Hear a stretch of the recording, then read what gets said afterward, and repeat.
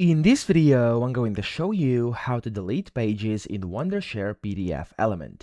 Now, the first thing you have to do, you want to go to the top right here, and you want to click on this button to open up the thumbnails, which will basically open up all your pages inside your PDF document. And then to delete pages, it's actually very simple. First, you have to select the pages you wish to delete. So for example, if I click on page 6 over here, as you can see, it has like a blue border, which means it's selected. And then of course, if you want to delete multiple pages at once, you have to basically hold down your Control key and then click on those pages that you actually wish to delete. So as you can see, I selected those 5. I'm just going to unselect these and just leave 6 and 7 selected over here, so I can go and delete these 2 because they're empty. And then you want to right click on any of the selected pages, click on delete over here, and then it's going to basically ask you to confirm. Click on delete if you're sure, and there we go, it's going to delete those selected pages. So that's how to do it. I hope this video helped you out. If it did, please subscribe to the channel and help me out as well.